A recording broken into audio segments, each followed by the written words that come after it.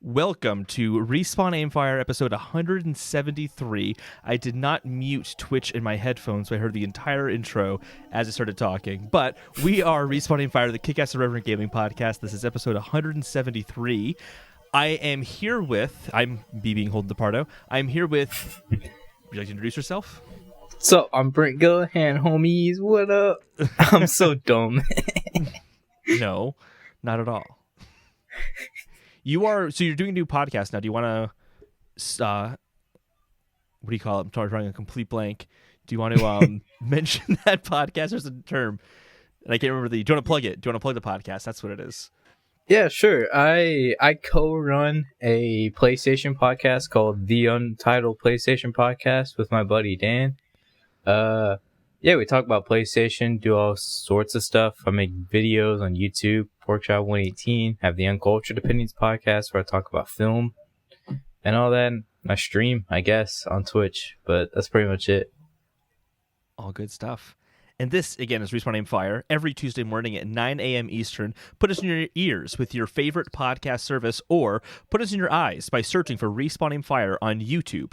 That's right, we've gone into the third dimension with 2D video for several months now. And if you want to add the fourth dimension of time, you can do that by watching us record it live on twitch.tv/affableidiots. Every Sunday at 8 p.m. Eastern, like we're doing right now. Today's episode is brought to you by Affable Idiots, which we'll tell you about later on in the episode. This week we're talking about the xCloud kind of Apple debacle that's been going on recently, the past few days, and then also talking about the Spider-Man exclusivity with Avengers on PS4, and then Sony's State of Play event, as well as a number of other kind of smaller stories as well. Before we get to all that, though, Brent, it's playtime. What have you been playing? Oh boy, let me tell you. I've been playing a lot of games. First off, I beat the best game that came out this year, Ghost of Tsushima. Hashtag imagine not playing Ghost. Shout out to Matt and Dallas, the Ghost gang. But no, I beat that. That game was a masterpiece. I still think it's like under The Witcher 3, but like top 3 is like Witcher 3, Ghost of Tsushima, and Doom Eternal. Like, that game was amazing. I've been playing through the Modern Warfare games. So I beat Modern Warfare Remastered. I'm working on Modern Warfare 2, not Remastered right now. And honestly, I haven't been playing much. I played Fall Guys with you guys, which we'll talk about. And yeah, kind of just been vibing, honestly. I might remember a game in a minute, but that's pretty much all I've really been playing. So, Terraria, always on the Terraria grind. Yeah. I still need to play that with you. I promise you I'd play that with you. And we need to figure out a time to do that still. Sure. It's a fun game. There's a lot of grinding, though. That's the part that doesn't sound like too much fun to me. But I have been grinding Ghost of Tsushima. I started playing that this week. But you beat it, though, so I'm kind of curious. How did you tackle Ghost of Tsushima? Because I've been going through and doing as much as I possibly can, doing everything in the game. Were you kind of just going right through the story, or were you easily distracted, did all the side missions and all the mythic quests? I have a PSN tracker bot. And it says I put like 50 hours into Ghost. Basically, what I would do is like for the first, a few hours, I was mainlining it because I'm one of those people. But once I like kept playing it, I realized, okay, I really like this game. Because I have a weird thing with games, like just I have to get into them, and sometimes I just can't anymore. Mm-hmm. But once I realized that, like, okay, I will play this as long as I need to beat it, then I started tackling that small area. I would turn on a podcast, and I would just go, and I got the entire area, like, cleared out, liberated, fully. Like, when you walk past an area on the map, it, like, shows up instead of being white anymore. Mm-hmm. I got that completely cleared, though once you fully liberate it, it just shows all that anyway, so I guess it doesn't really matter, but it's still cool. But then I also did this, the second area, I completely did that. But the third area, I beat the game before I did that, because I'm not going to spoil anything, but it kind of does this thing where it's like, halfway through Act 3, you can't really do anything in the other areas. So I was like, I moved too fast. But once I got done with that, but with the story, I just mainlined the story, beat it, and then pretty much now I'm going. I haven't played it in a little bit because I just want to give time to breathe and play through some other games. But I'm gonna go back and platinum it and get all the other things. But yeah, a lot of chasing check marks, like little not check marks, but just question marks. Yep. A lot of chasing those. Oh, I'm doing that all the time. As soon as I see a check mark, or sorry, the question mark, I'll create a string of them and be like, okay, that's my path, and that will lead to this mission, and that's a reason to do that mission. Only because that mission's at the end of this like string of question marks. I primarily do question marks, or at least like the side quests, like the silver map icons. I haven't done a lot of the tales. I've mostly only done a few just so I could get the silk needed to upgrade some of my armor. But once I go back and do the platinum, Tales is what I'm really gonna like get invested in. But the side quests I've done is all the mythic quests because those were amazing. Those were awesome.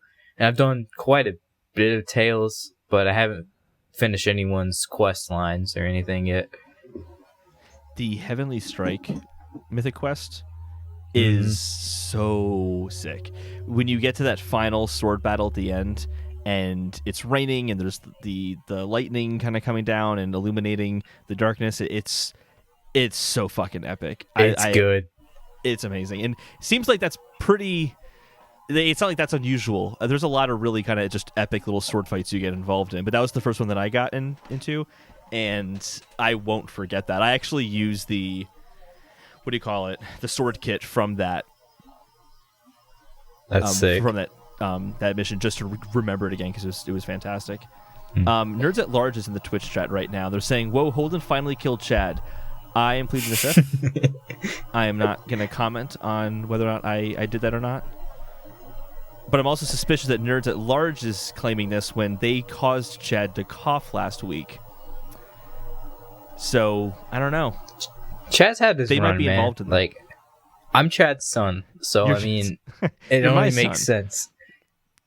Like I said, I don't know what y'all like have gotten into, but both of you are suddenly my dad, so I don't really understand. It's worth it. Whatever we did, whatever satanic rituals we did, it worked. It was worth it. I was gonna say, like, before we stop the ghost like talk.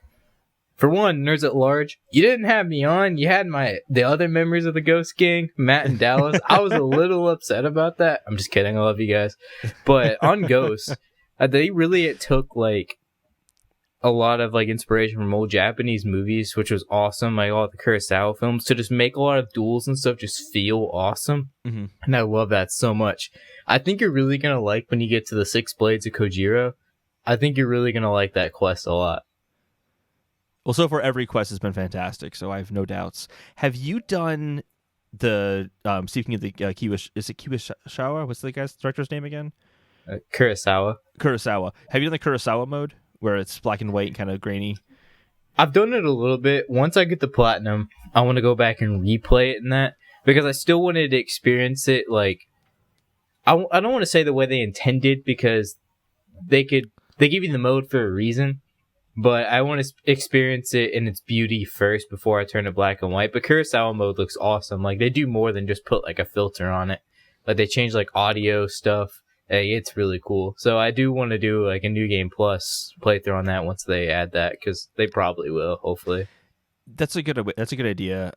I did one mission with that mode turned on, and I really liked it. But the game is so beautiful with it off. And seeing all the vibrant colors that it's really hard to justify it for me. But I think a New Game Plus, and considering how much I'm enjoying the game so far, I can see myself doing a New Game Plus. I hope they add it. I feel like that'd be a great addition. I would play it again. I still got to do the Spider-Man one, but the only reason I held that off because I wanted to use the Spider-Verse suit. And man, it just took me so long to get that Spider-Verse suit from that DLC because those Sable bases are annoying, and that's all the DLC is. Yeah, that whole game is annoying. I don't want to go there.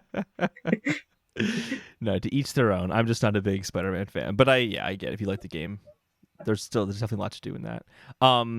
Is that all you played this week? Pretty much, yeah. Just a lot of COD and everything. Like, obviously, I'll get on like my multiplayer games sometimes, but those are really just kind of like what I've played. Mm-hmm. Yeah, I also played Fall Guys. I think you were there for that as well. It's so fun. It's super fun. I'm terrible at it, but it's a lot of fun. I've been playing a lot solo. It's such a fun game, man. Like, I want to buy it or something to support them because like. It's such an interesting concept, and I can't believe someone actually thought that up. And it just makes me like, why aren't there more of these? It's kind of like an interesting spin on the Battle Royale, almost. Mm-hmm. It's not quite a Battle Royale. It kind of is, but it's not really. But it kind of plays that formula in a really interesting way. Yeah, it takes a genre and it flips it on its head, which I like. Like, I don't even mind a lot of like Battle Royales because... a lot of people want to be like, oh, it's a new Battle Royale. But honestly, like, that's just how Team Deathmatch was. It's like for a while, everyone was like, oh, this game has a multiplayer. Why? So I just feel like it's the same thing. I feel like Battle Royale is a good genre. And everyone was complaining about like Team Deathmatch and everything. So I think it's here to stay, honestly. And I hope so, because it can do unique things like Fall Guys. Apparently my audio is a lot lower than yours. I just made a small adjustment. Is that better? Nerds at Large, who is either going to be Darby. Is it Darby?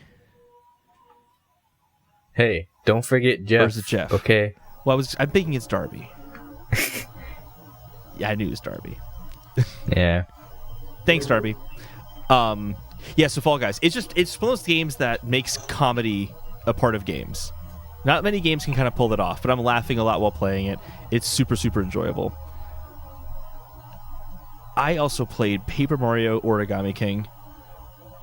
The game just continues. I'm so contemplating that game. It's worth it. The more I play it, the more I like it. It's not like Ghost of Tsushima or like Last of Us in terms of like feeling like a masterpiece while you're playing it. It doesn't have that same kind of luster to it, but it is a joy to play because of how sweet and happy and charming it is in comparison to Ghost of Tsushima, which I hear gets very depressing as it goes along, and it already starts off pretty depressing.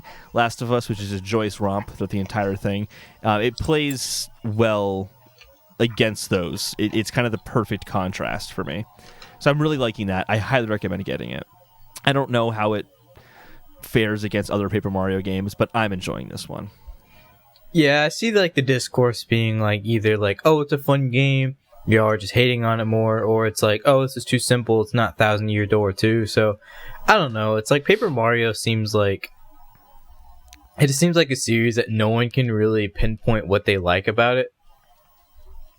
It's like everyone loves Thousand Year Door, and then it's kind of like after that, it's like, what do you like? Was it the writing? Was it the gameplay? Was it? Mm-hmm. I just don't see like a lot of like formed opinions on what a good Paper Mario game should be.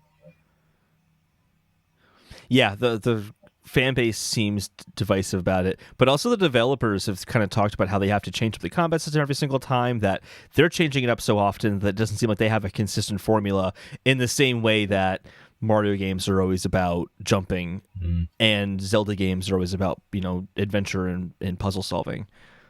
But it's a good game nonetheless. Super Paper Mario on the Wii, heavily slept on. That was my jam. Yeah. Oh, that's right. I forgot about that one. Okay, I was trying to think where that was, but that's right, because that was before Paper Jam, which was on the Wii U, right? Or was that Color Splash? Color Splash was on the Wii U. Yeah, Color Splash was on the Wii U. Okay, for some reason I thought that was the Wii version, but Super Mario is the Wii version. Yeah, that was the one where you go like 3D kind of thing. Mm-hmm. That one was really fun. I might check out the Paper Mario games. I can see myself putting that in a barf or something like that, but I'm not. I don't know. I need to beat Origami King before I think about playing other ones. I'm done with barf pulls, honestly. You're done with barf pulls after Assassin's Creed Black Flag? You know how many times Black Flag's been on there, and I always be like, come on, man, can we get some Assassin's Creed love? And there's never nothing. Who wants to talk about Resident Evil 4 again? I'm just kidding. I love everyone that likes Resident Evil, but man, I just want Assassin's Creed and barf. I've never beaten it before, so I'm excited to get a Resident Evil 4. I got like halfway through the first time, but I'm pumped. Resident Evil's a series I can't get into, and I don't know. I want to, but I tried to, because I don't want to play 4 without playing the others. But I tried to play the first one, even like the remastered one on PC, and I can't. I really can't get into that. I feel the same way you do about Spider-Man in that regard. I was gonna say that when I was. I had to bite my tongue for a second. I didn't want to bring up old wounds in my mind. Well, let's move on to the fetch quests. We got some good fetch quests here this week. Starting off, we have Xbox Live Gold is not being changed. Microsoft insists. This is from Alessandro Barbosa at GameSpot. So there was a rumor that they were going to get rid of Xbox Live and do free online multiplayer. And it seems like they're not doing that. Some people are still thinking that this rumor might end up playing out, where the Xbox Live Gold stays, but multiplayer is still free, maybe for certain games. I've heard that. So I kind of feel like no matter what Microsoft says at this point, they're still just going to do what they are going to do, and people are still going to want free online from Microsoft. So I feel like we're going to be having this conversation for at least a few more months. You are not Chad, by the way, Pork Chop. You are Brent. PS4 reaches 112 million units sold, says Logan Moore at DualShockers. That's pretty fucking impressive. Also impressive is Final Fantasy VII Final Fantasy VII Remake hits 5 million copies sold. That comes from Nadia Oxford at US Gamer. You played Resident Evil 7, right? Final Fantasy or Resident Evil? Final Fantasy VII. I'm too stuck on Resident Evil right now. Yeah, Final Fantasy VII Remake. Yeah, I played about like 8-9 hours into it. It's one of the games I put on my to-do list for the rest of the year after I beat Ghost. I want to sit down and beat that. I'm not going to platinum it, but I just want to finish my easy playthrough and then enjoy it. I liked what I played, though. I liked what I played, too, but I did the same kind of thing. I just kind of stopped playing after about 8 or 9 hours or so. Actually, probably longer than that. I was on Chapter 8, I think, when I stopped. I think it was longer. I was on easy, though, so I probably could have got pretty far into the game because I had no troubles at all. Yeah. I know you played this next game, which is Grand Theft Auto 5, and it's still making bank, pushing 135 million copies sold and counting, from Chris Moyes at Destructoid. Holy shit. This next one blew my mind. Sorry, go ahead. I just want to say about GTA real quick. GTA is good because it's fun and you can drive cars. No one wants to play Red Dead Online, Dallas. I ride my horse, but like, ooh, Nate, hold on, let me go rob this bank. You're supposed to be Chad right now. Chad doesn't like GTA Online. You're supposed to hate it. Oh yeah. Screw fun. I'm Chad. Wow, that sounds so reminiscent to him. That's Chad. I'm gonna go play Warzone every day. If anyone doesn't like fun, it's probably me more than Chad. Yeah, you don't like Spider-Man. So. Yeah, exactly. Case in point, I don't like Spider-Man. What an asshole I am. This next one really, really surprised me. Animal Crossing New Horizons sales reached 22 million, and as Nintendo's net profits rise over 500% year on year. Holy shit. That's a lot of copies for just a few months. That's what happens when you don't release any games this year. Yeah, exactly. That's impressive, though. Like, it is pretty cool seeing, like, being like an Animal Crossing fan for a while and seeing, like, some people don't want people to, like, join in a fan base, but I'm okay. Like, I'm happy that people are finding something to take solidarity in, especially during these times, which I don't like when people bring, like, current events into reviews, but Animal Crossing is one of those games that really helps with current events and everything. Absolutely. So I'm happy people are getting into it. It makes me wonder if the next Animal Crossing game, how much of the momentum they'll be able to keep up with the next Animal Crossing game, because hopefully there won't be a pandemic still happening when the next Animal Crossing game comes up. Are people still going to be really into Animal Crossing, or was the pandemic really the thing that pushed those sales over the limit? Because this is way over even the best-selling Animal Crossing games. I'm sure it was a catalyst. Like, I'm sure it has to do with people being stuck inside, needing something to do, but also just the Switch. I think I think most IPs Nintendo puts on the Switch see astronomical numbers more than they would like on other consoles. So I think it's kind of a factor of like both of those things. So I think when they make a new one, I think it's going to be relatively the same. I think old fans are still going to buy an Animal Crossing game, and I think these new people are going to buy into that and go on. In terms of fan, like the kind of new fans coming in, I hadn't thought about that as like a fear. Like, oh no, new fans coming in, like it could ruin the community. Even though I haven't played Animal Crossing now in a few months, I want to say, I still follow the subreddit for New Horizons, and the community has been awesome. They do such clever, funny things. They're so welcoming and supportive of each other. It's like it's kind of crazy how actually their user base more than doubled what like their best, or actually it's a little bit under doubled what the last game sold in just a few months. It was crazy how big it was, like, when it came out. Like, everyone was getting turned up. Like, celebrities are playing the game, which celebrities are people. They can play video games. But it was just crazy seeing, like, how much people were, like, on Animal Crossing and, like, playing it so much. It was nice to see. I'm glad it's selling a lot. Yeah. Hopefully Nintendo makes more games that sell a lot. They're actually recruiting right now for level designers to work on a new 2D action game. This comes from Liam Doolin at Nintendo Life.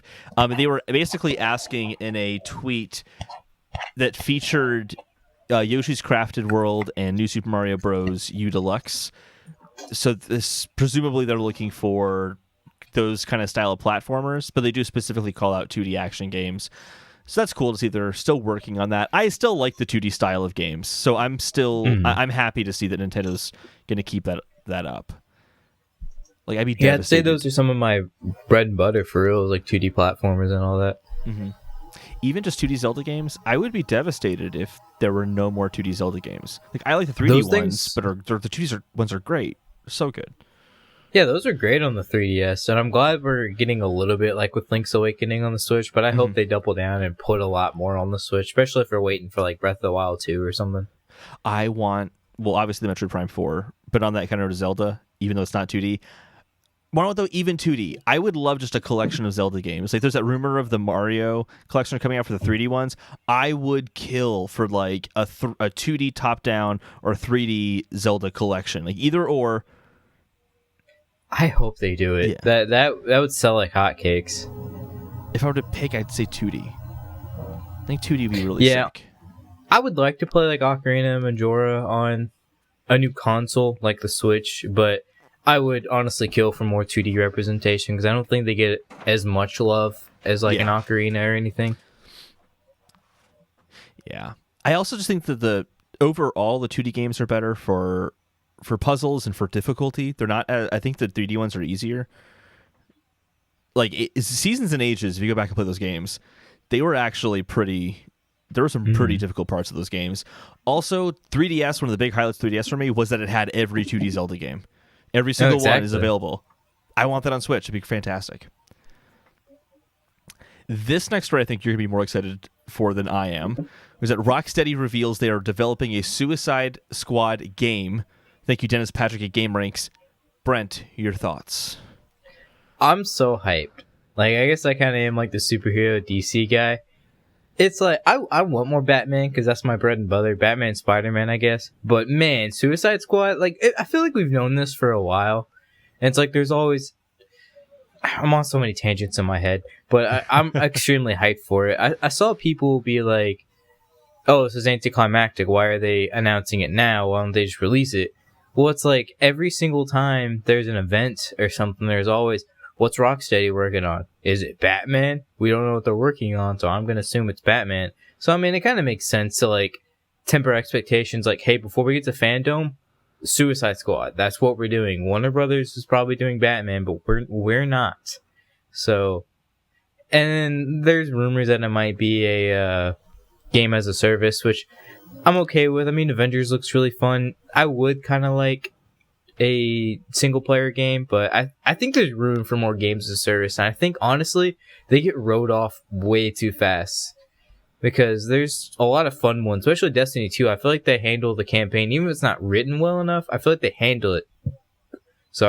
They handle it really well with being like an open world, like online kind of thing. So I don't mind games as a service. So let's see how Avengers handles it. I'm all over it today. But I think it could be good. I'm really excited for it. I also think if you're doing game as a service, as long as it's not another shooter, it feels like every game as service is some sort of shooter or battle royale game. So having something different is going to stand out there. I actually missed Dallas's comment here that where's Chad? Chad couldn't short notice couldn't couldn't make it tonight. And he also won't be here next week either. So you're just going to have to put up with me. Sorry. Rip Chad. He'll be okay. I didn't kill him. Darby killed him. It's all Darby's fault. I'm curious to see what the Suicide Squad game is.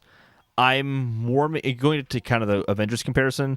I've been warming up to Avengers a little bit more now that I'm hearing the combat is... Yeah, he's totally fine, Dallas. Nothing's wrong. It was just like nothing huge. I'm warming up to the idea of Avengers now because it seems like the combat is actually pretty good from what I'm hearing from people who've been playing it. And that was one of my big concerns, is it looked really boring to play.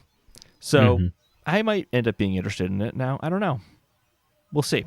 And if this is kind of similar to that, I think kind of playing as villains would be cool, as opposed to playing as the heroes and like causing destruction. The concept of Kill the Justice League, because I can't remember if they specifically said that or like there was a rumor going around, but that was floating around. That sounds awesome. Like imagine like if you are like hunting down the Justice League because they got mind controlled or something, and then like as you take them down, they join your team to defeat the big baddie. That would be awesome because you would have your Supermans, your Batmans, your Flash, your Wonder Woman. Like it would take place around the Suicide Squad, of course, but if you're recruiting the Justice League, I feel like that could be awesome. And like the two of you have to like work together to fight the big baddie. I'm so down for that, even if it is games as a service. And they show off Superman on the cover, don't they? Or the poster, the tease? Like, yeah, people say it's Bizarro, but I don't think it's Bizarro. I think it would look a lot different if it was Bizarro. It's 100% Superman in my mind. Actually, I'm zooming in on his eye. His eye looks red. I don't know much about Bizarro, but that seems more like a villain version of Superman thing than... It looks like he's got like that blue kind of like haze from it. He could just be mind control. If it was Bizarro, I feel like his face would be completely screwed up and everything, and his suit would be tattered and everything. I don't think it's Bizarro. I think it is the whole Kill the Justice League thing is they are mind controlled and you have to take them down or something like that. So it would make sense for it to be Superman.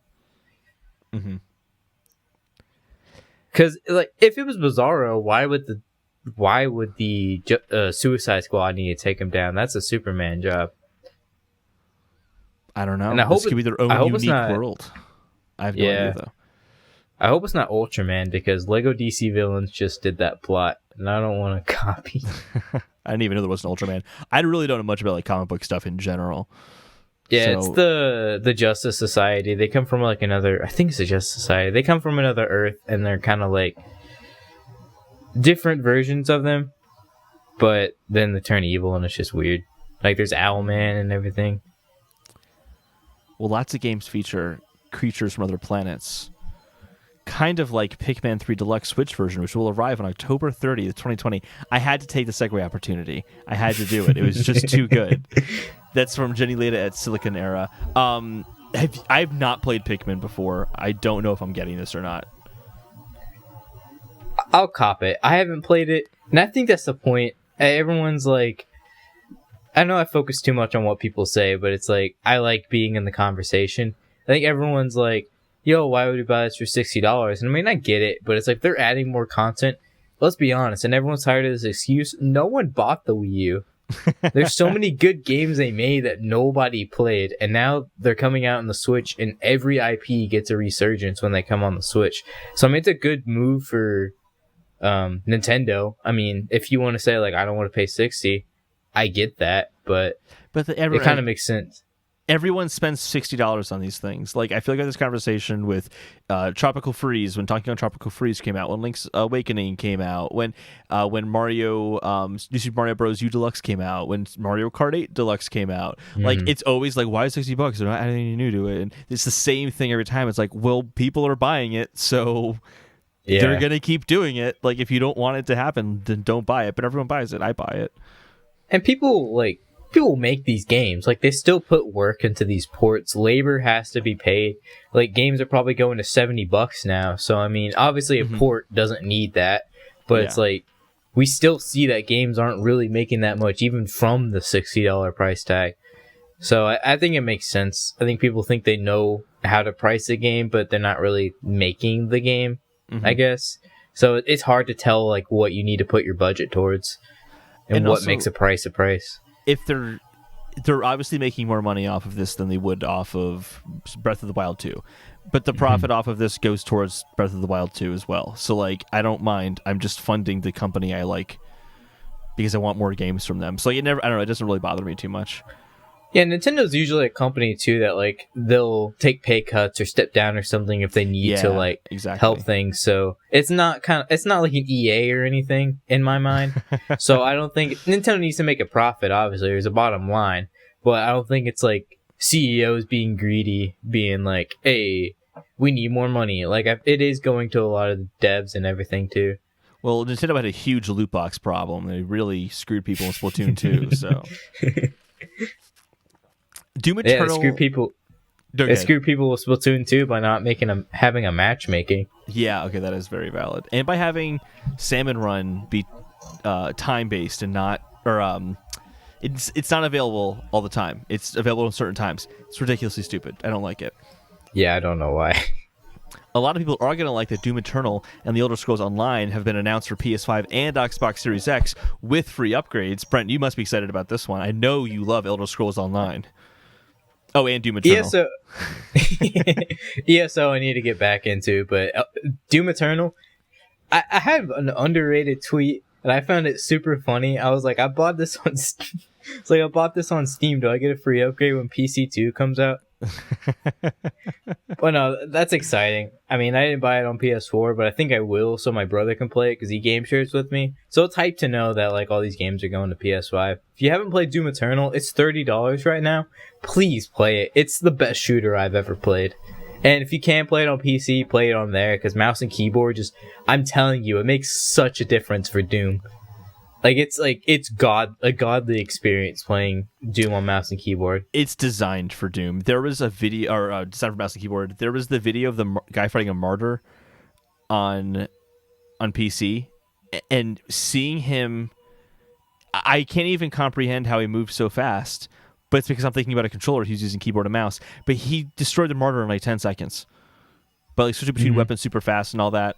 What I find funny here is the first thing we heard from Bethesda putting a game on PS5 is like something coming over, like a port of some kind, was not Skyrim, and that was very surprising. I didn't think about that. Makes me think: are they going to charge us for Skyrim when Skyrim comes to PS5? If they do, it better be like they better get the mods in there, like on the disc. Yeah, Elder Scrolls 6 is like 15 years away, so here's going to be some Skyrim in the meantime. I can see them doing that. That's probably like their big E3 zinger. It's like Skyrim free upgrade. Would it be though, or people like I don't know, like do people still play Skyrim a lot? I kind of feel like it's not a joke. Skyrim itself is not a joke, but this idea that it's still around has kind of become a joke. I had a manager from Dairy Queen. He was super chill. The only game he ever really played was Skyrim, and he played it all the time. So it's a great game, and he really loved it. I still go back and play it. It's still one of my favorite games. I was thinking about I want to do a new run, but I'm not sure if the new run should be in VR or if it should be with a bunch of graphics mods. Because I try to go back to that game every year. I own every copy of it, unfortunately. Even so, Switch? You can play it on Switch. Great place to play. I have it on Switch. It's alright.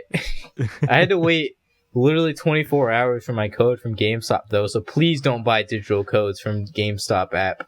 They literally make you wait 24 hours to get it. That's ridiculously stupid. It was with my Christmas money. I was so mad. I can only imagine that it takes 24 hours because they have really old DOS-based computers, and it takes them 24 hours to process the code and send it to you because it's just that slow. It's the only logical explanation. There could be nothing else. Usually when companies are like, oh, it may take up to 24 hours, they give it to you, like PayPal. It's always like, oh, it may take hours or 24 hours to get your money, and it's always there in like 2 seconds. Yeah. I don't know why GameStop was like, oh, we mean this literally. They have literally the code at a timer, like send code in and then counting down the seconds until it counts. It was exactly 24 hours. It was like that. This is why GameStop is ruined. They're done. Honestly. Except I feel bad because there's a really good worker in one of the malls in Kentucky, and he was so sad I was moving. So rip that guy, I guess. He was trying to get manager. The final two quest log items here in the fetch quest, we have Cyberpunk 2077 will have a new Night City Wire August 10th, which, if you're watching us on Twitch, is tomorrow. If you're listening to us as a podcast, it happened yesterday, and I hope you like it because we can't talk about it yet. It was bad. It was so bad. Don't watch it. No. It's Cyberpunk. It's going to be great. I'm super excited. Is it though? Yeah, it's going to be awesome. I'm super pumped. The gameplay looks so generic. No, you're crazy. And I love The Witcher. The writing's going to be great, but man, that gameplay doesn't look good. Well, I had the same concern over Avengers, and then it turned out the gameplay apparently was not that bad. So it could just be Cyberpunk is the next Avengers. Who knows? It could be the next Avengers. That's a weird sentence. President Trump's Tencent executive order doesn't target video games, is our final little blurb here. President Trump is going to have this... he was going to put a stop on transactions involving WeChat, and people thought that because he's going after WeChat, which is a company that is also owned by the same people who own Tencent, who makes the games that we all like, or some of the games, or at least has a vested interest in games that we like, that it would impact the video games too. And it's not, so we don't have to be worried. So that's good news. I'm curious to see how that goes, because I know they also said TikTok has to sell they have to sell TikTok to a U.S. company in like 48 days or something, or it gets banned. So I think there's things like that. I think they came out and said it won't attack games, but I could see a war on Tencent eventually, which would be weird because Tencent owns literally everything. I had a tweet where I was like, that epic gamer moment when Tencent owns literally every game. Because that's how it is at this point. Don't they own like 100% of Riot Games or something? They own a lot of shares of a lot of different companies. They're definitely all over the place. But I don't know how much it involves. I'm usually very skeptical of China being involved in companies, but I don't think they're changing the games in any way. So I don't know. Yeah, people were upset when Tencent was like, "Hey, we're partnering with the Pokemon company to make a MOBA." Which I'm glad Darby thinks looks fun, because that game looks really fun, and I'm glad we're the only two that think so. Yeah, you were literally the only two. I think most people can care less about that. But that's just me. I don't know. In that case with that specific announcement, I think it was just so weird how they announced it. It was like they had a day of announcing some stuff that wasn't all that huge, and then said, and then tomorrow we're going to have another announcement, and it's like, ooh, what's that one going to be? And then it was just the United Kingdom. I don't know, it was weird. I'm not big into MOBAs though, so that I'm also not a big PC player, so I think that's why I'm missing that kind of MOBA interest. I like League, so I mean, Unite looks good. I mean, I was hoping for a Diamond and Pearl remake, but I'll take what I can get. My trackpad on my laptop keeps disconnecting, or my external trackpad. I can't move it. I can't get to the next story. There we go. That's so weird. There we go. It's all fixed now. So moving on to the Microsoft Quest log, which is a new story that just popped up right before we started recording. It's the only thing in our Microsoft Quest log. That is disrespect, Chad. I'm trying not to interrupt you with chat, but that is... He said I look like the Link amiibo. I mean, that's a favorable comparison. Link is awesome. I mean, true, but I'm trying to get my hair cut so this blonde goes away. Also, Dallas, Nick Merckx liked your tweet. He finally noticed you, buddy. Go get your setup. I don't even know who Nick Merckx is. Who's Nick Merckx? He's this really good streamer, and Dallas has been harassing him on Twitter for like a week. Trying to get him to like buy him a setup. Well, I'm very happy for you, Dallas. That's huge news. Speaking of huge news, this is again the news story that just came out, breaking for the first time ever on Kotaku, not us. But it's a report. Leaked controller mentions second next-gen Xbox console. So there's a picture of the white Xbox next-gen controller. And on the package, it says that it's going to be compatible with the Xbox Series X and S, which is the first time we've seen that it get officially referred to. The Verge, were able to confirm that the photos were actually real. So it seems like this is official. This is happening. And then Jeff Grubbs, who is a commentator, he said that in the next few weeks we're going to find out. The next 3 weeks we'll find out about the console. So it's official. I'm a Sony fanboy, but man, I'm gonna enjoy Sony fanboys' tears whenever Xbox comes out and says that the Series X is, for one, cheaper than the PS5, and for two, that the Series S is way cheaper. Because, man, PlayStation fanboys can be annoying sometimes, and we'll get to that. We will talk about that later on. I'm very curious how these two products get priced. Because I think I agree with you that Series X is probably going to be cheaper than PS5, which means I'm thinking means $400. I just posted that video 300? of like PlayStation undercutting Xbox, and I was like, man, that's not what's going to happen. Microsoft is 100% undercutting Sony. Also, Microsoft has way more money than Sony does as an organization. They can afford to lose money on the Series X. Especially with their new model of not really caring where the box is being sold. Xbox. I don't know. Yeah, I just remember it came out that they've never really made profit off of Xbox anyways, which is really where they get into like Game Pass and Xbox Live Gold and all that. So I didn't mean to cut you off, but no, you're good. No worries. Yes, I'm excited to finally see this. I had predicted in our kind of Summer Games Best Fest that we weren't going to see it. And it looks like I was wrong. Looks like it's going to happen, which I'm actually more excited it's happening than it's not happening. Moving on to the Sony Quest log, though, we actually have some bigger stories to talk about here. The first is the state of play for August, or early August. Maybe there's one happening later on in the month. We'll find out. And there was some... It was just supposed to be kind of a smaller event, but I thought there was still some pretty big stuff to talk about here. It started off with Crash Bandicoot 4, About Time, and they kind of showed off some new playable characters and talked a little bit more about the kind of philosophy behind making this new game. They had the Hitman Trilogy, which is going to be playable in PSVR. That's awesome. Big deal. Braid Anniversary Edition's coming early 2021. I'm also excited for that. Spelunky 2 is releasing September 15th for PS4. Control, the AWE, or as I call it, the AWE expansion. Is it AWE or is it AWE? I don't know, because it's kind of Alan Wake expansion. Like, it's kind of like on the nose, so it's like, I don't know. So that's probably AWE, I guess. I'm calling it the AWE expansion. That's coming August 27th, and it is the crossover between Control and Alan Wake, which is very cool. And I think they've also said their next game is also going to be in the same kind of Alan Wake Control universe, which is cool. That'd be sick. I haven't played either of them, but that would be sick. I liked Alan Wake. It was good, and I need to play Control. I enjoyed what little that I played. Temtem is a Pokemon-like MMO that is coming to PS5 that was shown off. Hood, Outlaws and Legends was announced for PS5, which is was it like 4v4 or something like that? That looked cool. I didn't watch the state of play. What? It was good. It was early and I work until 3 a.m. I was asleep. Well, the only other things you missed out on were Bugsnax gameplay and then Godfall gameplay. But I watched both of them online. Both look pretty good. Godfall I am extremely hyped for, even since the Game Awards. Yeah, it sounds like my jam. I wasn't sure what to make of Godfall, but now that I've seen gameplay of it, I'm 100% sold. Also, it's not much at launch I'm probably going to be playing, so it's like, might as well get this game. It looks like it's going to be cool. Yeah, I'm more excited for Godfall now. That looks awesome.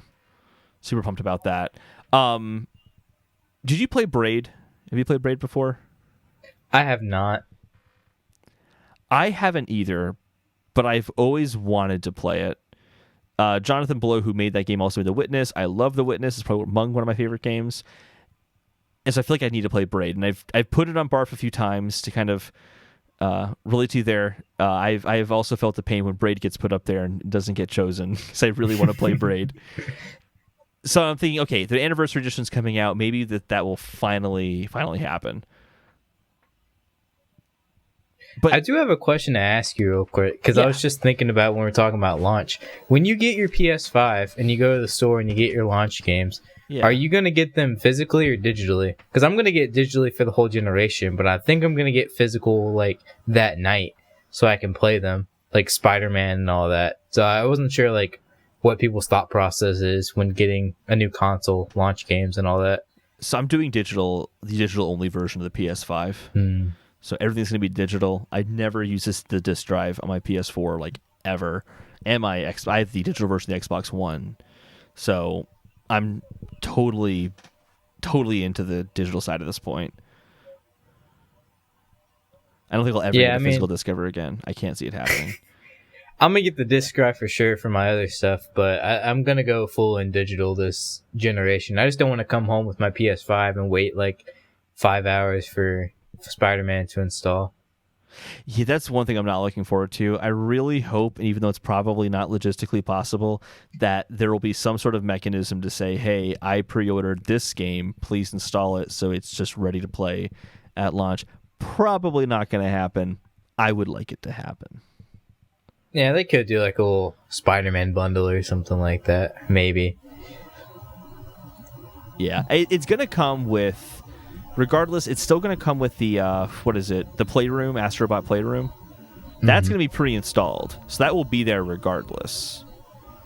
So while I'm waiting for something to play, I'll have that that I guess is like a demo, but it's not really a demo. It's a little more involved than that. It's like apparently like 4 hours of content. So I'll have that to play at least. I was a little upset when I found out that was like just a pack-in demo title because it looked really cool. It's just to kind of show off the controller is what it seems like. It's all about the controller. I guess so. I'm excited to hear your thoughts on the next story, though, because I think this is going to mean a lot more to you than it is to me. And that is that Marvel's Avengers Spider-Man event is coming to PlayStation in 2021. Thank you, Brianna Reeves at PlayStation Lifestyle. So early next year, Spider-Man, which is no relation to the Insomniac version, he will be introduced via a PlayStation exclusive event, which will kind of have unique challenges centered around Spider-Man. He is going to have his own skill trees, going to have his own feel in combat, customizable cosmetic options, all that stuff, just like all the other characters in the game. It's pretty much all we know right now. This is going to link into our console war conversation later on, for sure. But what did you think of the announcement? Because you have a PS4. Yeah, it's iffy because part of me wants to get it on PC because I do want to enjoy like Depth of Field and all that and like Field of View. But part of me is also like I was already going to get on PS4 to play with you guys.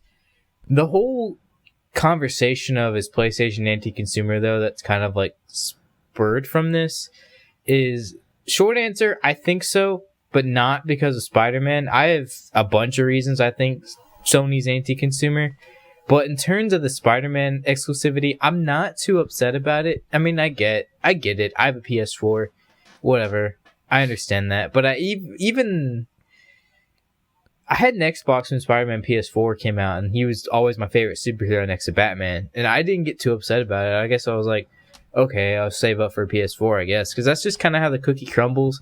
And I want to do more research on his game rights, because I know Sony owns the film rights, but I thought I saw somewhere that they own something about his game rights. I don't know. I'm going to do more research before the Entitled PlayStation podcast films. But regarding that, if it was Insomniac Spider-Man, I would 100% understand. I'm upset it's not. I want Yuri Lowenthal to hang out with the Avengers. I think that would be sick. That's upsetting that it's not. So either way, I'm not going to get too upset about like everyone else is. Like, I understand if you're an Xbox player and you want Spider-Man because he's your favorite. Mm-hmm. But at the end of the day, I understand Spider-Man. Now, there's a rumor saying they might get more exclusive heroes. I don't really support that because you can make a case for Spider-Man. I can't really make a case for any other heroes. Like, why do you need more than one exclusive hero on PlayStation? It's a weird slope. Exclusivity really is weird. It's supposed to be really good for the consumer because it's supposed to drive like competition and everything. Sometimes it may not be, but I want to see what comes of it. I understand Sony's got to do what they got to do to sell PS5s, so I don't know. Yeah, I mean, I don't really have a horse in the race because I might get Avengers, but I still have to be convinced. But I've never really been warmed up to it, so like I don't really feel like I have a horse in this race. I am curious how integrated Spider-Man's going to be into the story of the game because of the exclusivity. Like, how much could he really be a part of the story in a meaningful way? if that part of the story can't be told on Xbox. So is he going to be really just a character that you can put in your roster? And if that's the case, I think this is an example of how the exclusivity can hurt the experience.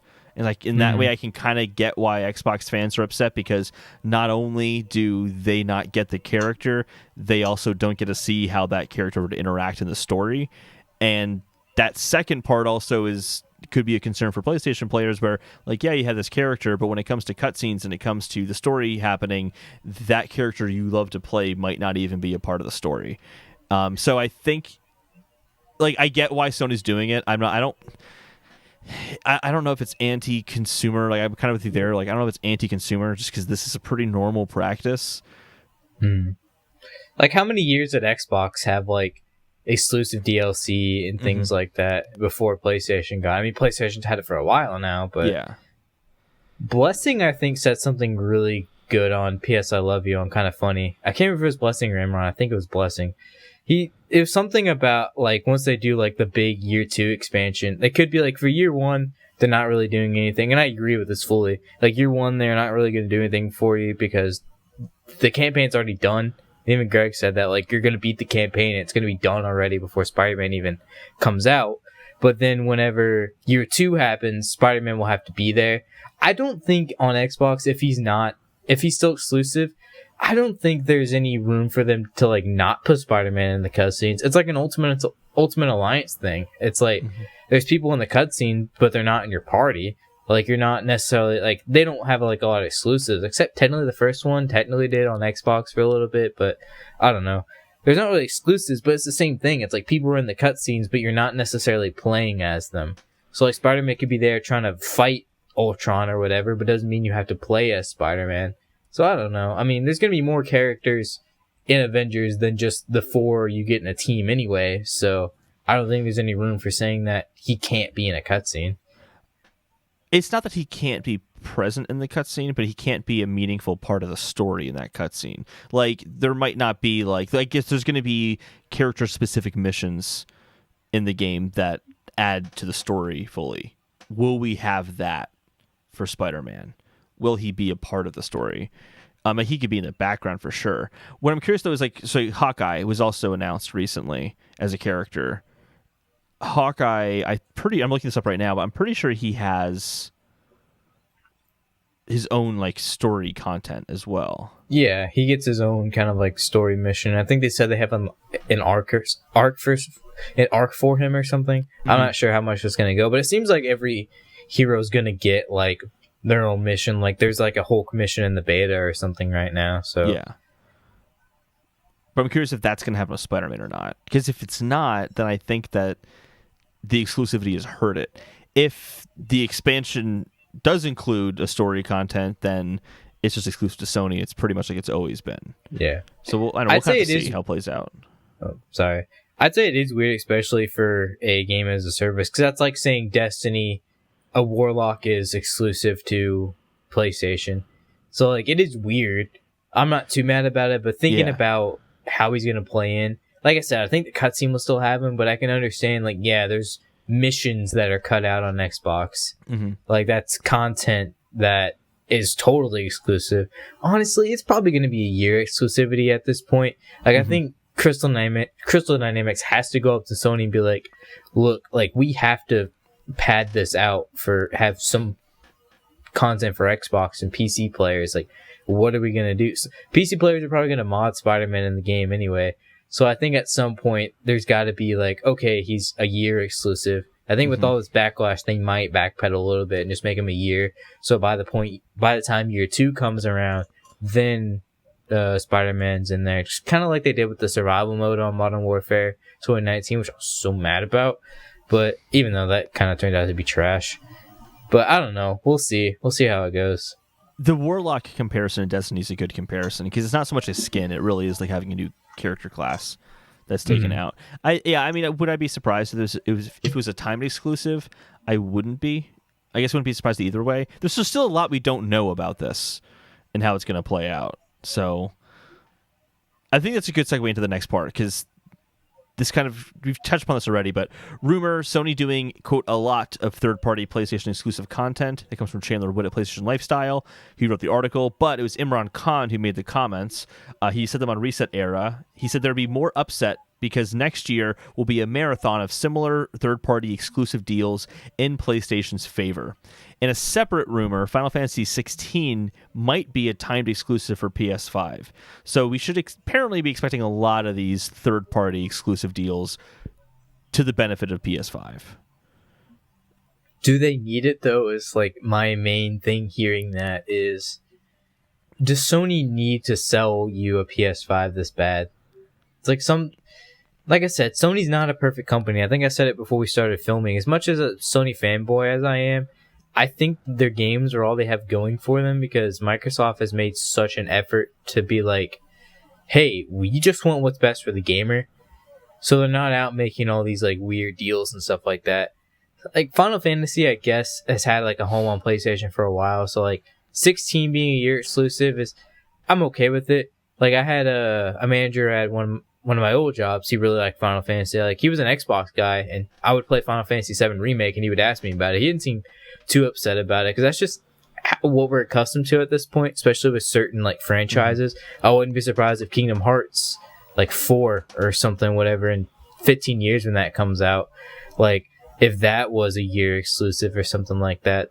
But in regards of like third party DLC and stuff being like a exclusive for a little bit, it's annoying at this point. Like I was tired of waiting a month for Black Ops 3 DLC back in the day, just because I wanted to play those zombies maps. Why can't I play them? At some point, it's like, I get you need exclusives to drive your console, but when is enough? It never is enough. They'll always keep doing this. I totally feel in the timed exclusives, because with timed exclusive, it's not like it's taking advantage of the PS5 in a unique way. Like if this game, let's say Final Fantasy 16 is PS5 exclusive, they can't take advantage of the SSD in a unique way, because they have to make that game on Xbox later on, and they know that because it's a timed exclusive. So it's when it's more of a business decision that it bugs me. But if it was, hey, we're making this game because we want to make this game exclusively on PS5 because we want to do this unique thing with the architecture that it has, I'm all for that. That's cool. It doesn't feel like it's purely about business. But like things like the Spider-Man thing, things like this potential of other kind of third-party exclusive deals, like a DLC, like you kind of mentioned, that doesn't. I don't know if that's gonna. I don't think if it's gonna be as compatible with the future of games, because Microsoft's really changing this kind of way of thinking, I think. Yeah. But it's a strong arm move, and it's going to get people to buy a PS5, which will support the existence of that business model and that kind of mentality going forward. So, yeah. Yeah, Yay. I can understand with things like Spider-Man PS4. Like Insomniac has said, like it wouldn't be possible without Sony because they helped make it. But in terms of like third-party games where Sony's just slapping a bag of money on a table, like that doesn't really serve a purpose.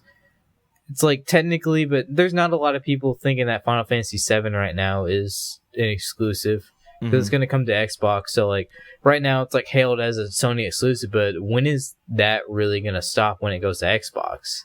Right? Like, how's that going to shift Sony's narrative or whatever and change things like that? I think they should be focusing on more new IPs instead of just trying to make everything exclusive. In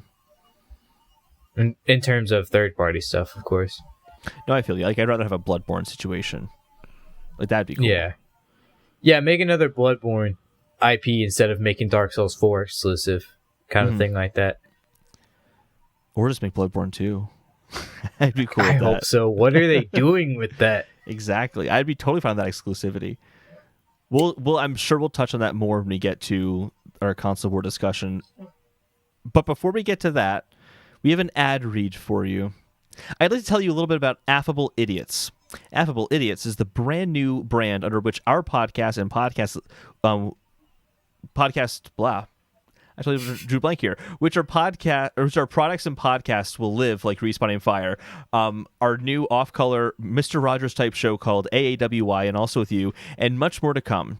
The video versions of our podcasts are only the first of many amazing things we're bringing you this spring, and also coming up on the summer and fall that we're currently in right now, and we need your support. First, the easiest and freest thing you can do for us right now is to go subscribe to 3 YouTube channels. This channel, Respawning Fire, our parent channel, Affable Idiots, and our sister podcast, AAWY, and Also With You. Links to these are in the description below, and we need 100 subscribers for each in order to have a custom YouTube URL with our name in it, like youtube.com/respawningfire. So right now it's youtube.com/$, bunch of other symbols that I couldn't possibly say in a row.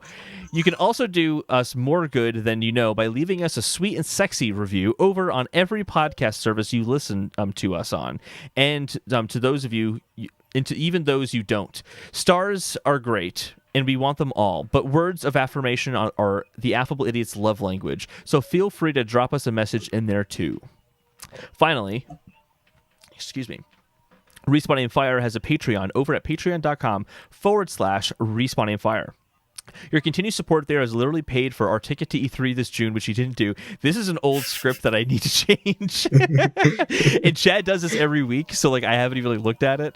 We'll go to E3 next year, so we'll pay for that as well. And we're incredibly grateful to each and every one of you. If you want to support us, $1 gets you playtime with each of us, influence over what we play for Barf each month, and super cool, sexy wallpapers for your electronic supercomputers. One thing that the Patreon has paid for, I'll be doing a Twitch stream in September. I'm starting, so I had a capture card I got for that and other things as well. So look forward to that. After I'm basically done working on the grind, which I should plug right now as well, I'll be focusing on the stream as well. The grind is upcoming. It's going to be launching. I was trying to get it August 22nd, but that slipped. It's August 31st is when it's going to launch. It's going to be a 3-episode arc just talking about Google Stadia, why it's failed, comparing it to how other companies have been introduced to the market, and why they were successful when Stadia failed, and then talking about the future of Stadia and whether or not it will end up being a meaningful platform going forward. So look forward to that August 31st. 3 episodes. That's so hype. One each week. It's going to be pretty awesome. I'm excited for it.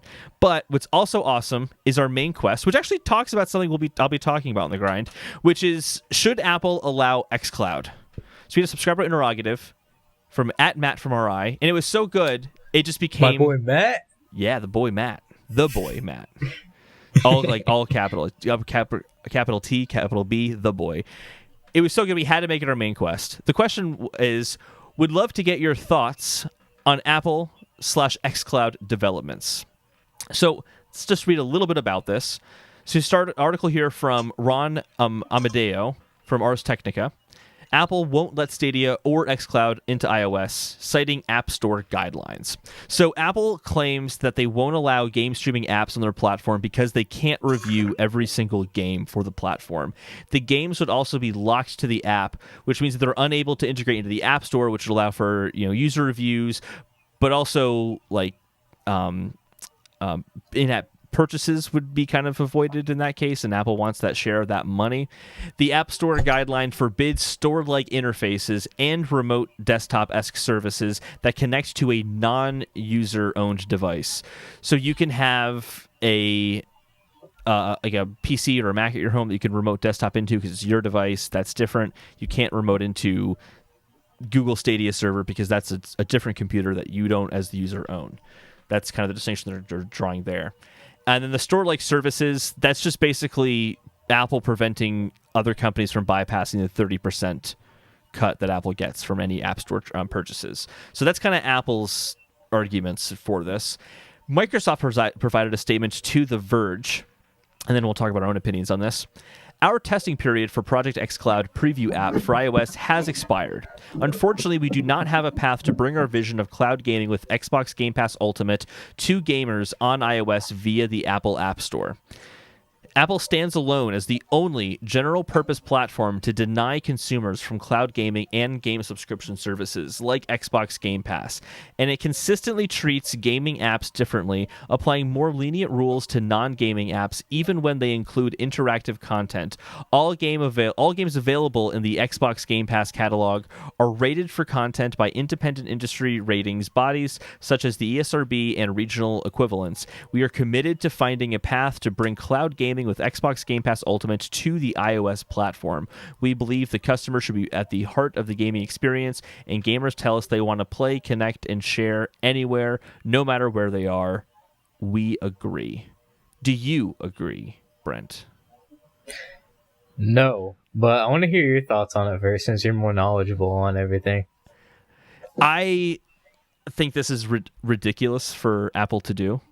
I fully don't understand this for a few reasons. One, they've actually allowed game streaming services in the past. OnLive was available on iPad and iPhone, and it worked. You could play the games on there. I can't remember, nor was able to look up if you could buy the games. I'm assuming you still probably couldn't even back then. But they allowed game streaming services then. It just wasn't until recently that they decided that they couldn't do this for some reason. Now, their argument is that they can't review every game. I find this really strange.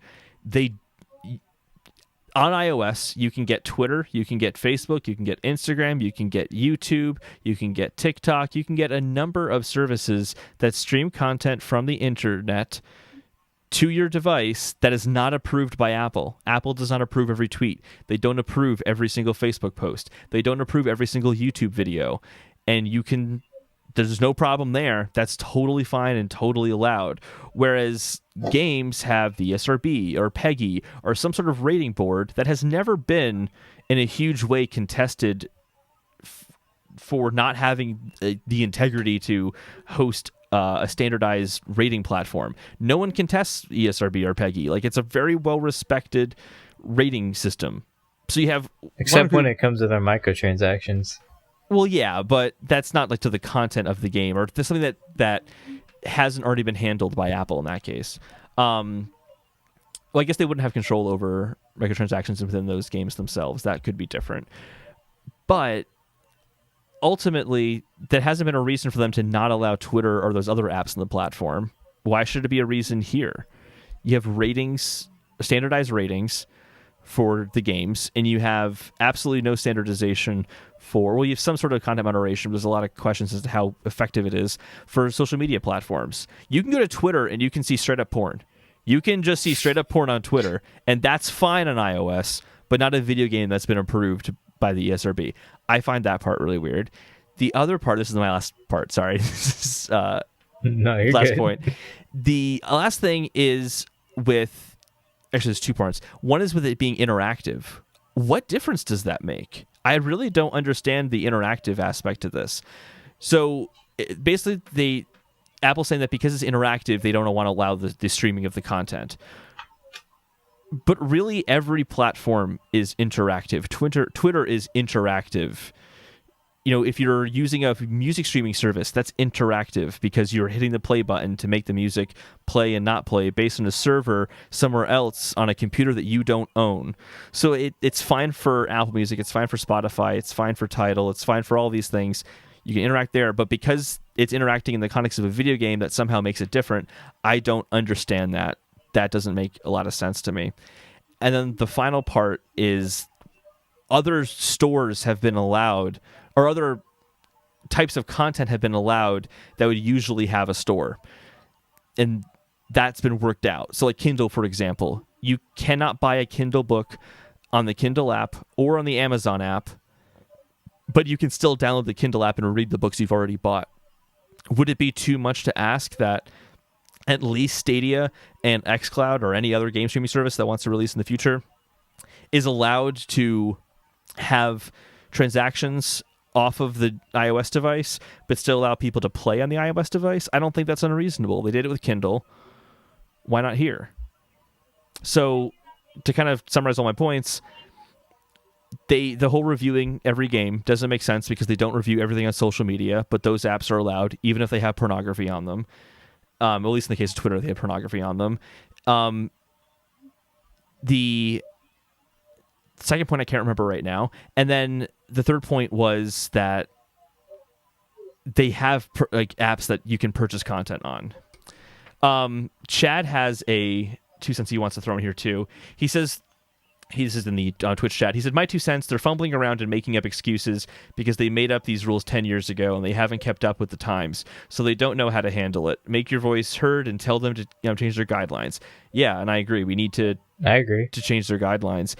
I would disagree on the 10 years part, because 10 years ago, within the past 10 years, they've had on live, and that was allowed. So this was actually a more recent change. But either way, the voice needs to be heard, because this is ridiculous. And I think Apple will listen, because I've seen a lot of people on Reddit talk about leaving Apple to play games on Android, because they would rather play games on their phone than have an iPhone.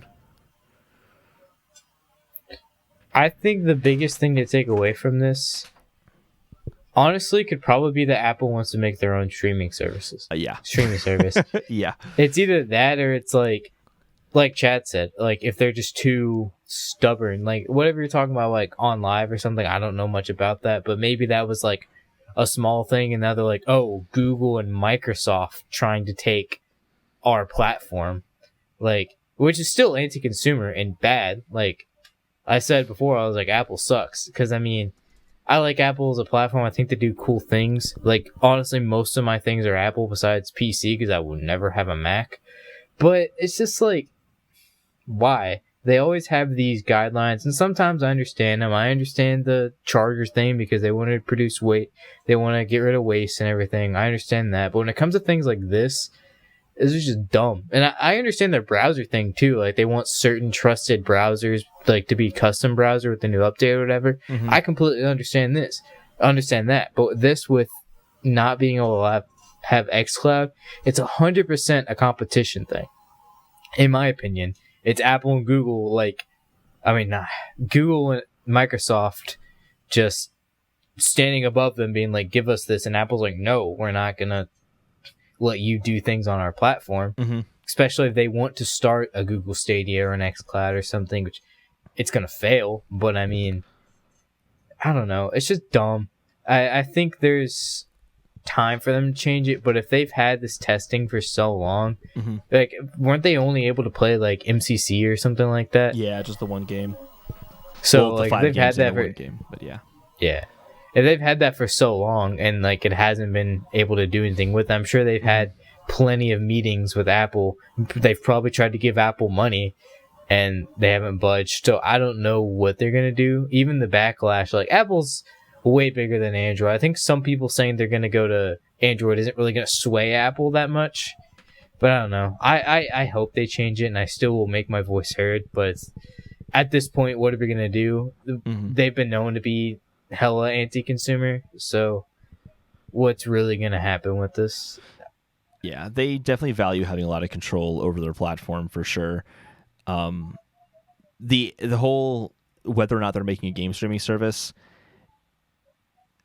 that I'd be very interested to see if they do, because if they do release a game streaming service and this happened, the antitrust lawsuits will come after them, hands down. I can't see it not happening. Chad mentioned that OnLive never actually came out in iOS, and he says, believe me, I was thirsty for it. Thirsty in all caps. I saw a video earlier today of it running on an iPad and iOS. Maybe that was a version that was unreleased. That could have been like a beta. It could have been a beta, yeah. But I saw it from several outlets, so I don't actually know about that one. And I think I had it. I used OnLive for a little bit, but I can't remember now if it was on my iPad or on my desktop. I can't remember. But Chad said it never came out, so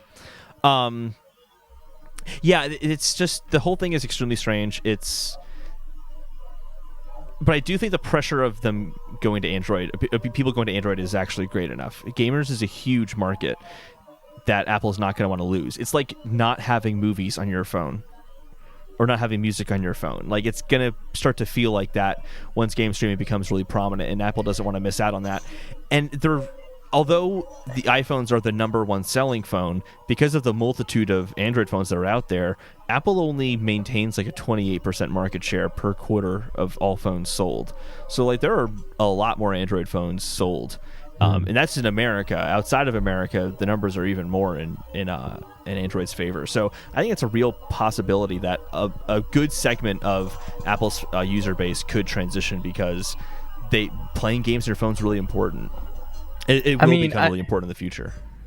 I understand that, but it's also like how many like grandmas or like teenagers or just like soccer moms or something just get an iPhone or that's what they give their kid or something like that. They use iPhone. It's like there's so many people that just don't care about this that use Apple because it is the platform. Like people like Apple because they don't.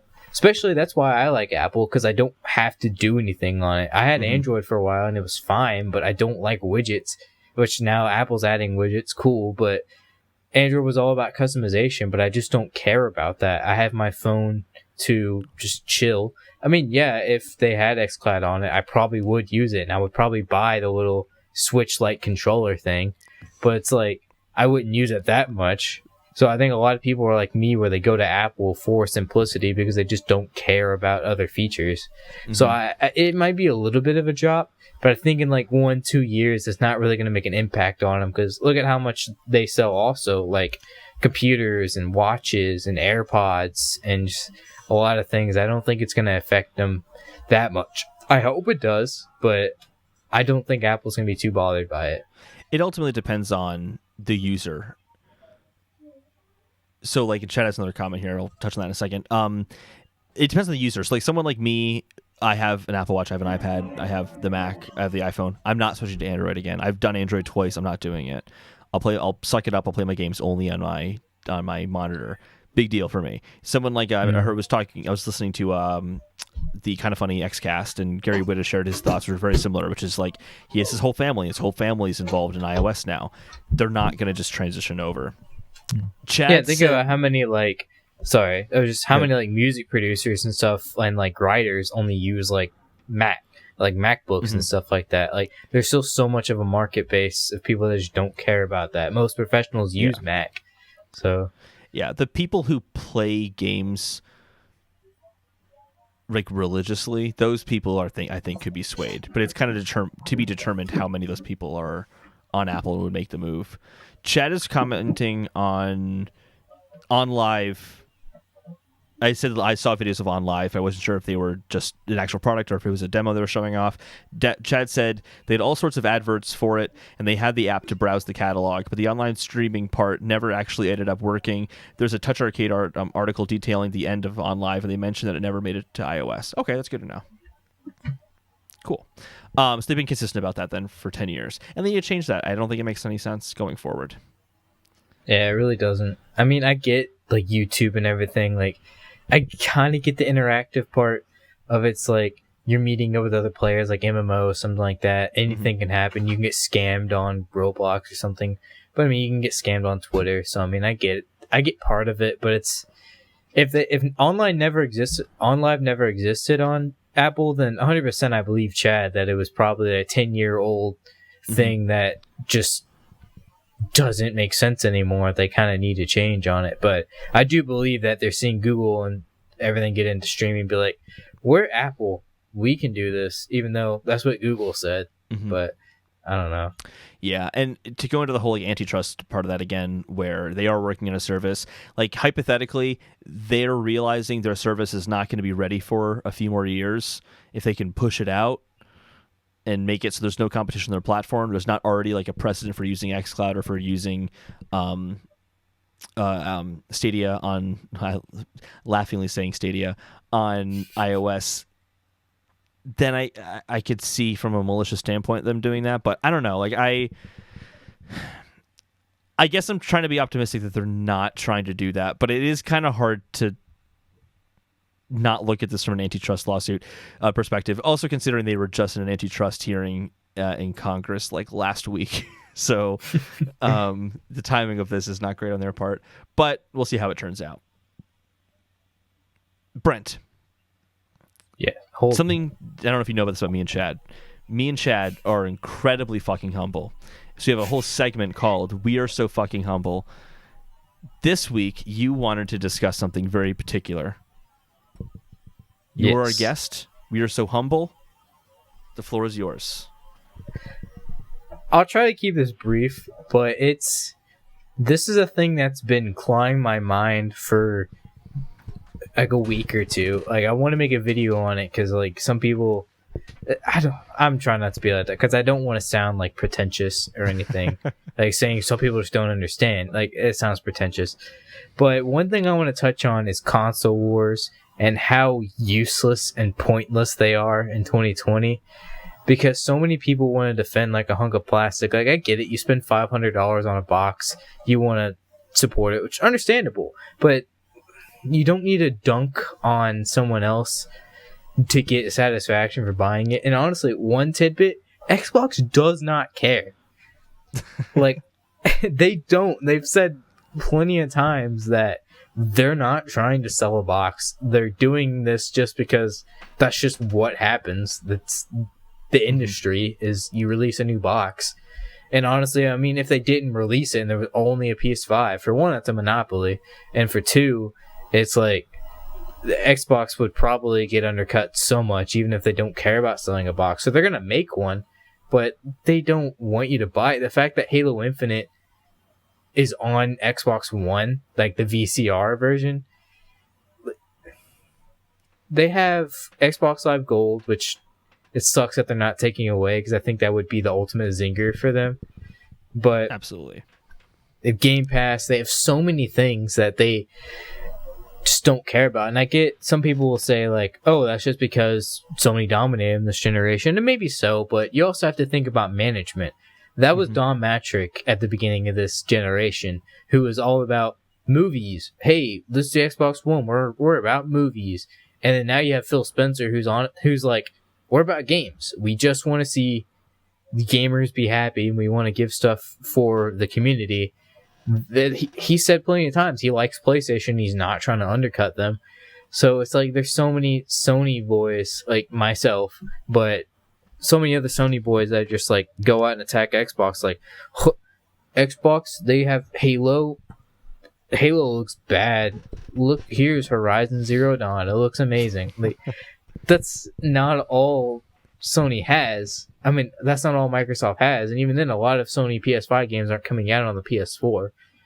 I think one of the only ones from that State of Play that one time was probably Bug Snacks coming to PS4 and a couple others. So I understand. And honestly, Halo doesn't look that bad.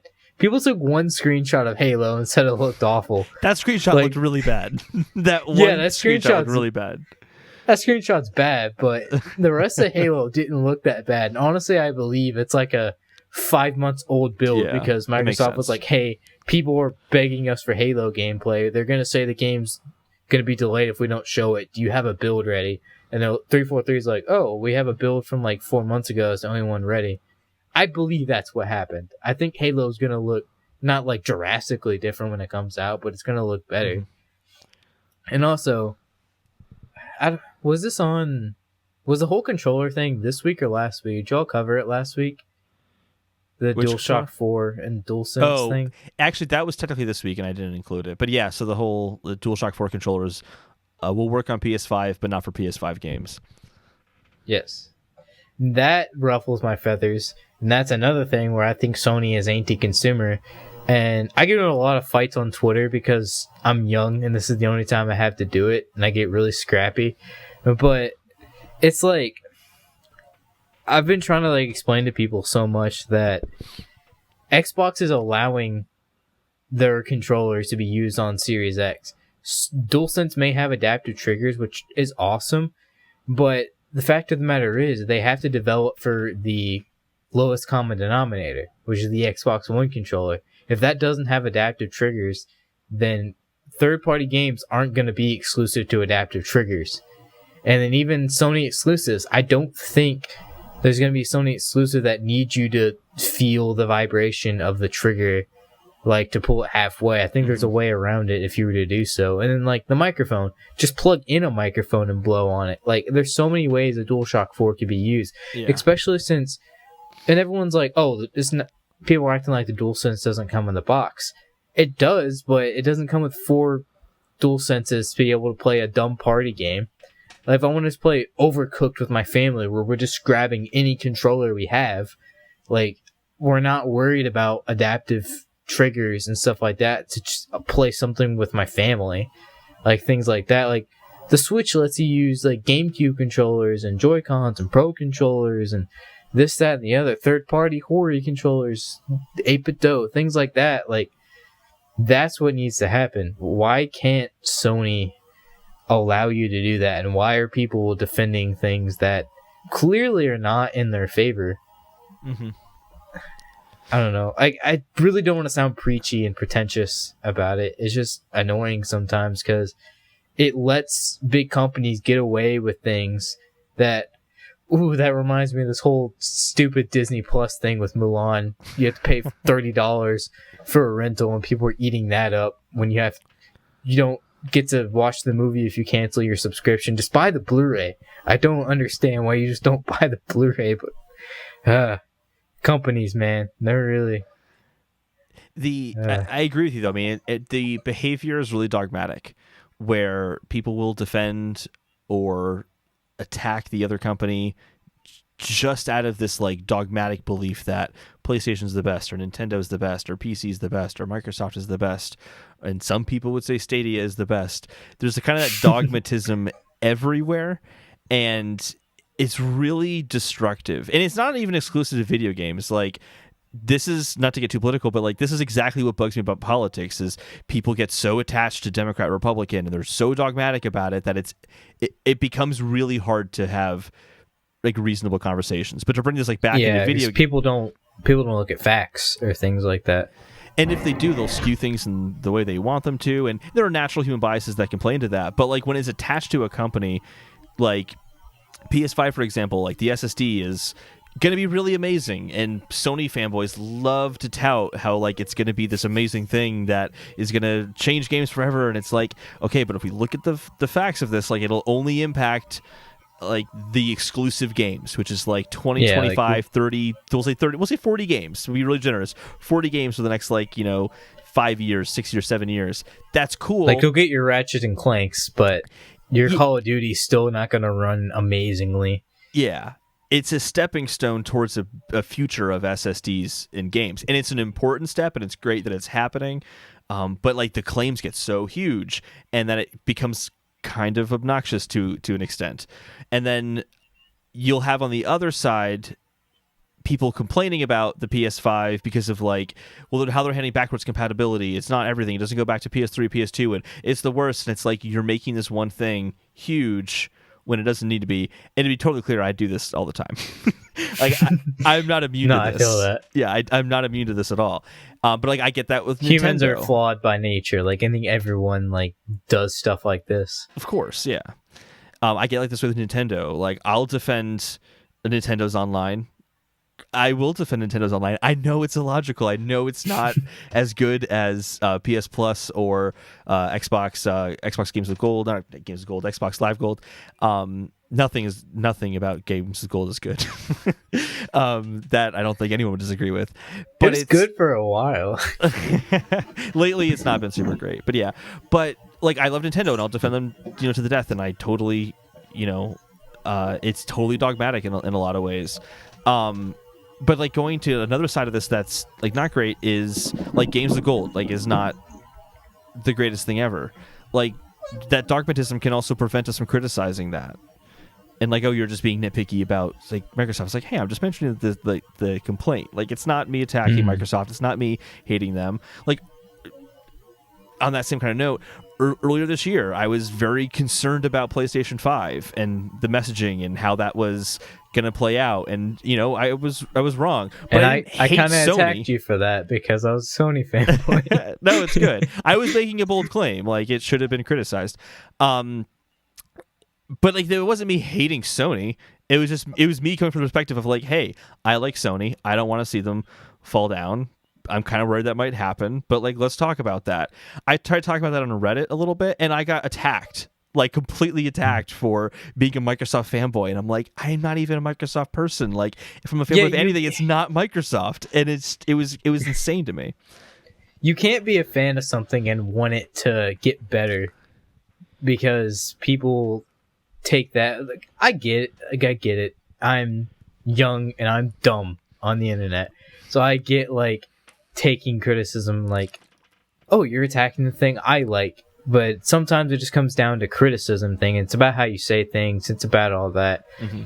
I'm totally fine for criticism. Like I said about the whole controller thing, if you have valid criticism, like, that's fine. That's not what I'm complaining about. Yeah. It's for one, getting really mad at people when they bring up a criticism. And for two, it's like sticking to something that I feel like is bad and just not being able to speak up about it and just saying it's good when it's clearly like, it may not affect you, which is fine. It's not going to affect everybody. It probably won't affect me that much, except when I want to play a game with my girlfriend or my family or something, just like Overcooked or something, which I get would work with the PS4, but if they make like an Overcooked 3, you get what I mean. Yeah. But just things like that. It's just small little knowing how to handle and dish out criticism. Because I love Sony. I want them to get better, but man, they don't listen to people. They're not doing crossplay until they're like being forced to by the throat. Kind of thing. It's a bunch of things like that. Like, they're very stubborn, a very stubborn company, and I think that's. Go ahead. No, it's what allows them to do that is that kind of dogmatic love of Sony, and I want to buy a PlayStation 5 regardless of if they do crossplay or not. Like, it prevents them from even making those changes to the benefit of consumers. It's aggravating. Yeah, because I saw after the Xbox Game Showcase, the recent one, I saw everyone being like, man, Xbox is, what was it, their messaging is just off and terrible. I'm like, no, it's not. Honestly, Microsoft's messaging is better and more concise than PlayStation's. And it seems like Sony did their PS5 reveal, and everyone forgot when Microsoft came out first and showed off the box. It was giving off so many details first before Sony waited like 10 months to reveal the PS5. And it's like, did you forget how much you were praising Xbox back then for all the cool stuff that they were doing for gaming? And then now Sony doesn't do it. It's like, oh, we don't need it then. I don't know. It's kind of dumb. I wish I could figure out where it stems from. It's like people attach these companies to their identity. And so, like, if you criticize the company, like, you're criticizing them, and it's like, dude, you cannot connect yourself to a major corporation like that. It's not a good idea. I did it with Apple for too long. It did not work in my favor. It didn't. It really didn't. No, that was me with, like, stupid things like either Nintendo or, like, comic books or just things like that. Assassin's Creed, things I really like. I've only now learned to criticize things like Assassin's Creed and all that, but so, I mean, I definitely get it, because up until this year, that's the only reason it makes me so mad, is up until this year, I was so like, oh, it just doesn't matter. Like, you don't need to complain about it, kind of thing. Like, I would never dish out criticism. I would just be like, that's fine. I mean, I like that. That's whatever. It wasn't until this year that I started thinking critically, like, man, like, a lot of this stuff is stupid, and you don't really need to be standing up for it. It's the world we live in. Yay. Yeah, that's my soapbox. We have one last very important thing before we close out the show. Obviously, Chad is not with us. Game on Game Show is Chad's thing. Rip Chad. He's no longer with us. And damn you, Darby. We are going to sue you in court for whatever your magical powers did to Chad. But so we're not going to do Game on Game Show because we don't have Chad here to do it. But we do have another not sponsored by. And both Brent and I both have something that we're not sponsored by that we just can't wait to show you. Do you want to go first, Brent? Do you want me to go first? How do you want to do this? You can go first. Yours is cooler. We are not sponsored by this partially used package of Duracell batteries. Duracell batteries are the longest lasting batteries that you can get in the AA, AAA, CD formats. They're trusted for medical devices and are great. The two batteries in here are actually old batteries. Don't use these batteries. I actually need to recycle these in a proper way. But if you are looking for batteries in the future, look for the copper top of Duracell batteries. They're fantastic batteries. Oh, are we supposed to have a pitch for ours? I just think mine tastes good. I mean, that's the pitch, but I believe strongly in this package of AA used Duracell batteries. I am not sponsored by Cup Noodles Stir Fry. Don't eat what's in here because this is dried noodles from when I was eating it earlier. It's really good. It's Korean barbecue flavor. That's all I need to say. This is you saw me smacking on this earlier. I did. Your smacking on it was so intense you had to mute your microphone because you were enjoying it so much. Yep. That's the I just want to testimonial say, there. like, to break transparency, that was a bit. People get mad about that. Holden told me to eat it during the podcast. It was I was allowed trying to finish and it before approved we of. started. I don't want to come off as a rude guest because I was eating noodles on the podcast. And that is our episode today. If you'd like to play with us every week, get a cool new wallpaper every month, and have a say in what we play this month it's going to be Resident Evil 4. Support us on Patreon, patreon.com/respawn-aim-fire. Only one tier for $1. But if that's too much, no pressure. Feel free to follow us and share your thoughts with us at respawn-aim-fire on Twitter or at respawn-aim-fire@gmail.com. Thanks. And now for our usual sign-off. Remember to always drink your Ovaltine.